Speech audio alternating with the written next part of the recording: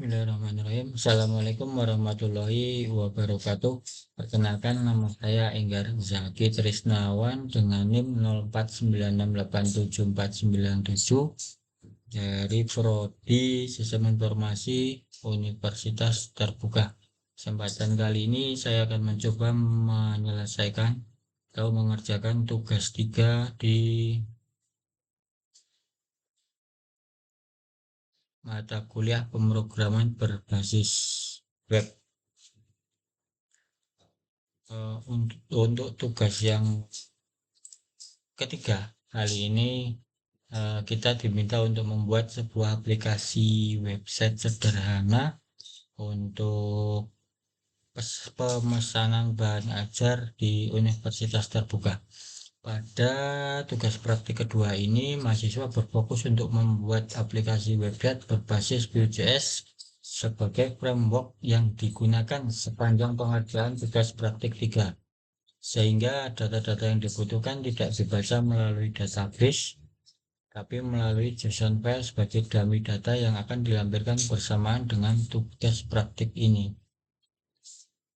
Pada tugas praktikum 2, kita sudah membuat beberapa fitur pada sistem bahan ajar Universitas Terbuka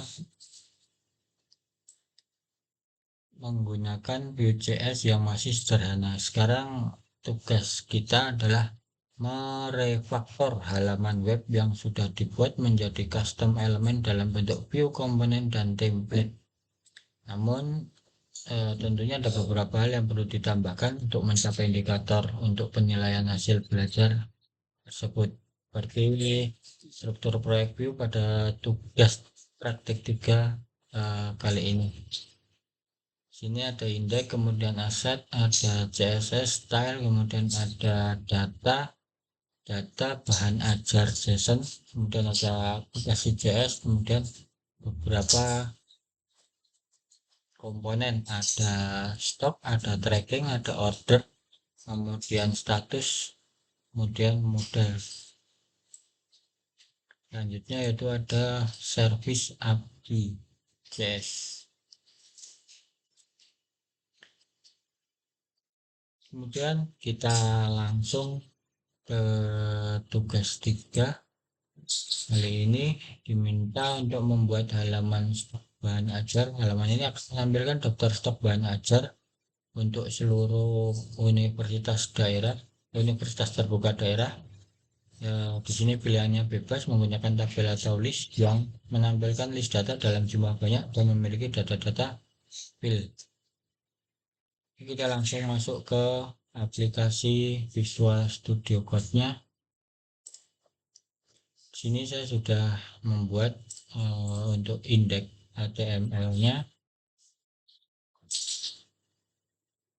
Indeks HTML di sini bertindak sebagai single page application sederhana atau SPA sederhana, dimana dalam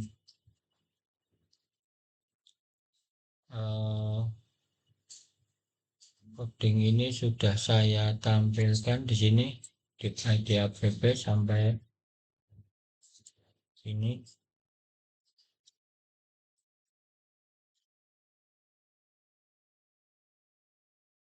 Ini ada klik tab tracking, kemudian ada tracking DO, ada stok bahan ajar juga.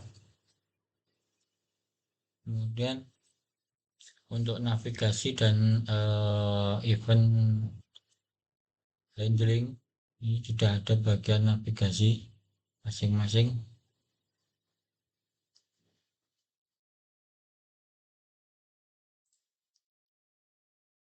Ada tagging, kemudian ada data.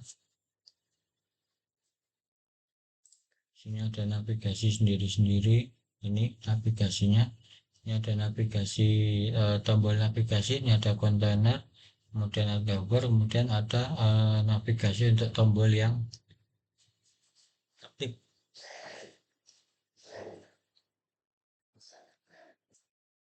Kemudian penggunaan view, komponen, dan data binding. Di sini ada tabel juga. Ini tampilan untuk headingnya. Di sini ada template, kemudian ada juga words, kemudian komputer, kemudian data.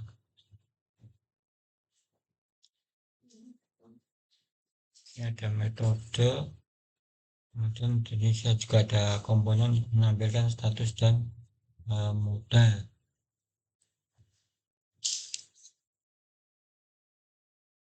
Dalam penggunaan view komponen dan data binding ini, saya telah memecah user interface-nya atau UI menjadi beberapa view komponen di dalam stok tabel di sini.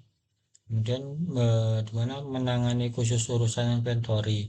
Kemudian kalau yang tracking ada di sini. Ini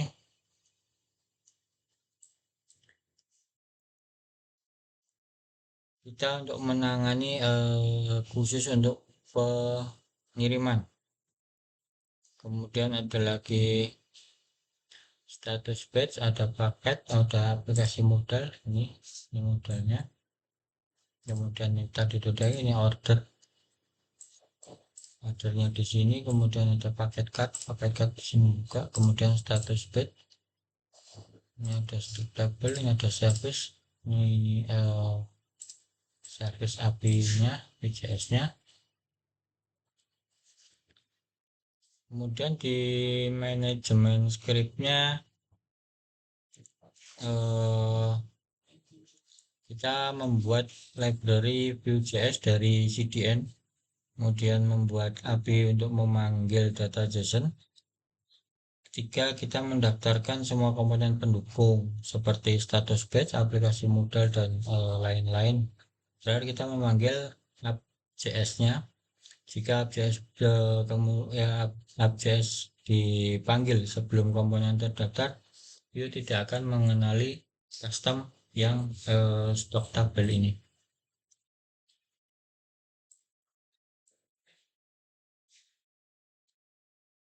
Oke, kita langsung kita tampilkan secara live aja di bagian sebelah kanan bawah ini. Kemudian tampilannya seperti ini.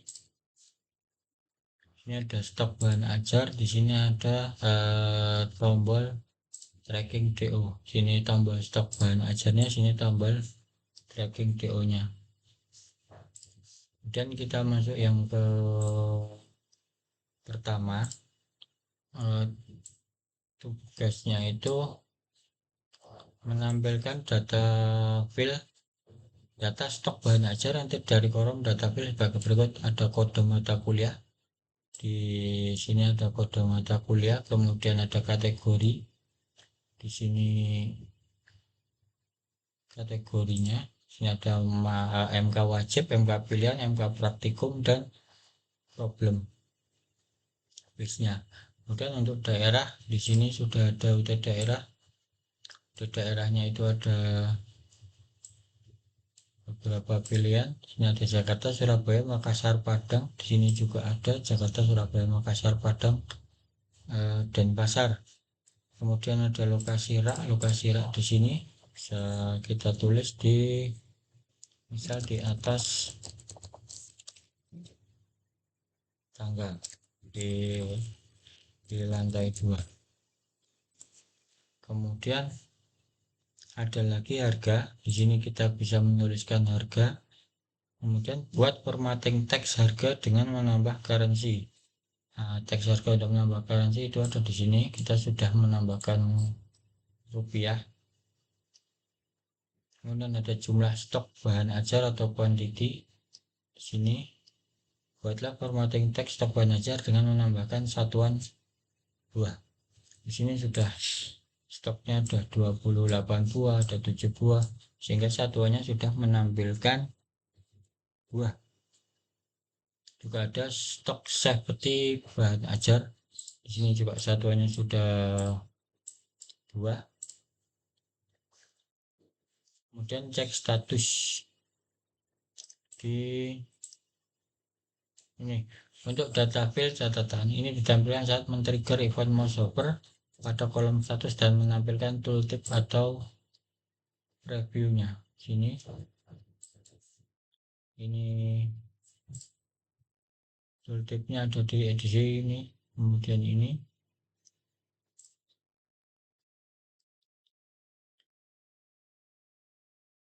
Kemudian terdapat fitur untuk mengedit stok bahan ajar. Stok bahan ajarnya ada di sini.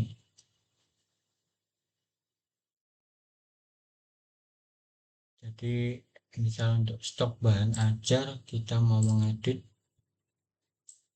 ini akan tampil di bawahnya. Di sini diedit, ini sisa berapa. Misal kemudian seperti stoknya sisa berapa. Dan nanti kita simpan. Kemudian terdapat fitur untuk melakukan filter dan sort batas. Silakan bebas menggunakan elemen select radio atau checkbox filter dan data stok di sini.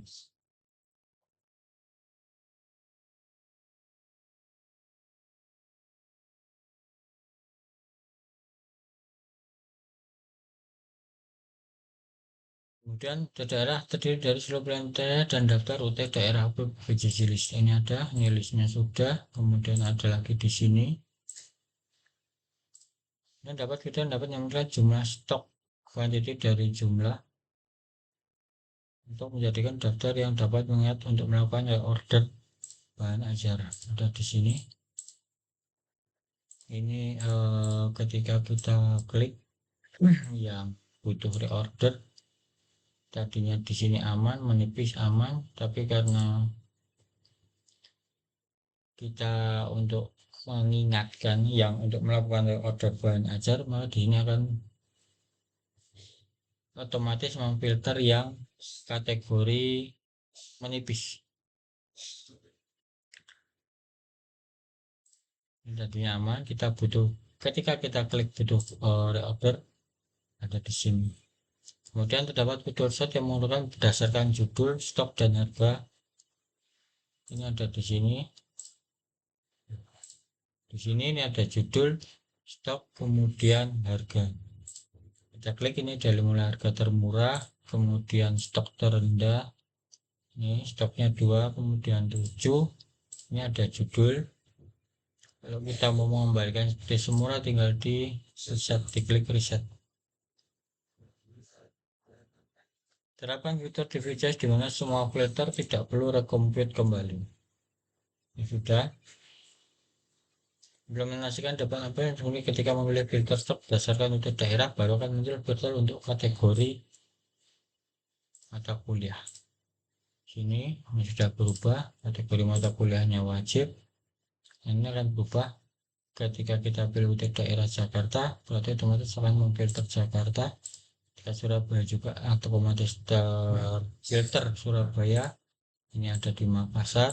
Kemudian kalau di Padang kebetulan kosong, kemudian Denpasar juga kosong.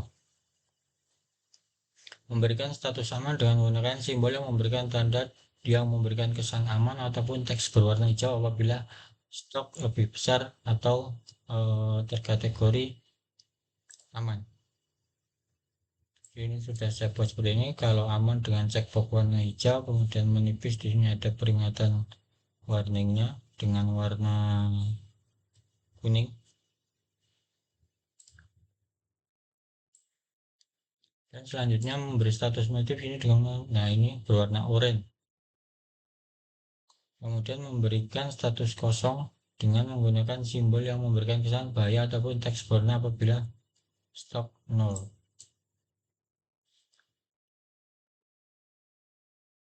Kita ubah yang 28 ini menjadi 0.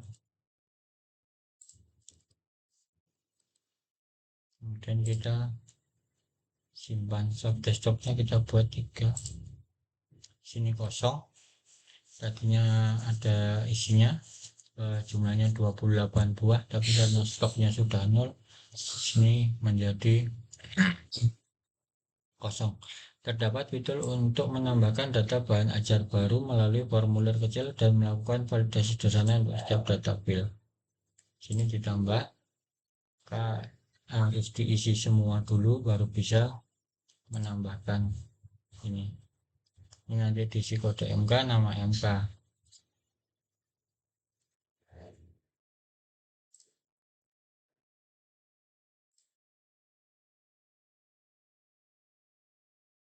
Kemudian terdapat fitur untuk memperbarui data atau mengupdate bahan ajar baru melalui form kecil melakukan standar graduate.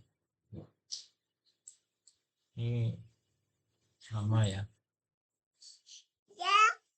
Ketika men-trigger event keyboard enter, maka data bahan ajar akan langsung terupdate dengan nilai terbaru.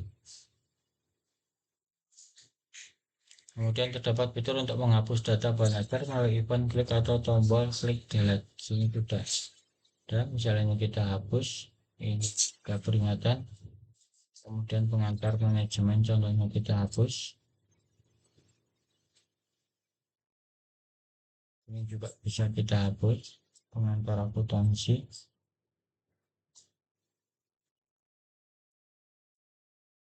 Ini juga sudah nanti terdapat pop-up.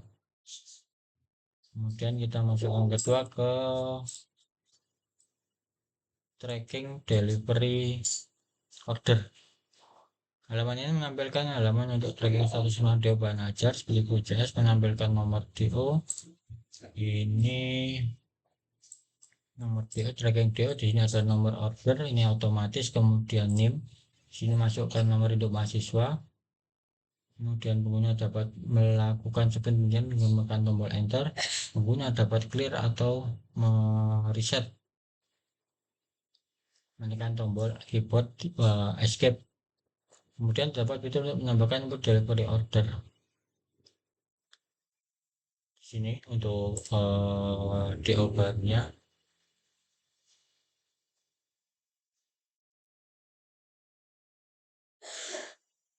Nomor DO selanjutnya, jika sudah ada tracking terbaru punya DO, yang diisi secara manual oleh pengguna, dan nama diisi secara manual oleh ekspedisi JNE berdasarkan UPBJJ list. Di sini ada reguler, kemudian di sini paket IPS, harga 120. Nah, di sini sudah menggunakan JNE, ini juga bisa di print PDF. Kemudian paket bahan ajar yang memakai select. Kemudian setelah memilih paket akan muncul tanggal kirim. Tanggal kirimnya di sini. Kemudian boleh juga validasi itu dan saat melakukan delivery order baru. Sini delivery order baru. Terdapat fitur untuk menambahkan status progres perjalanan pengiriman data untuk diandalkan local time melalui date. Di sini ini karena saya membuat videonya pada tanggal 24 Mei, tapi dalam settingan saya buat seperti ini. Data auto berdasarkan local time menggunakan date. Kemudian data keterangan diambil berdasarkan input pengguna. Oke, sudah di sini sudah stok bahan ajar, kemudian di sini ada tracking DO, isinya. Ini juga stok bahan ajar. Ketika kita mengedit, ini ada di bawahnya, juga di bawahnya. Oke, untuk settingannya ini ada di mereka KDM semua. Itu teman-teman yang bisa saya sampaikan. Mau ada kurang lebihnya saya mohon maaf. Sekian, assalamualaikum warahmatullahi wabarakatuh.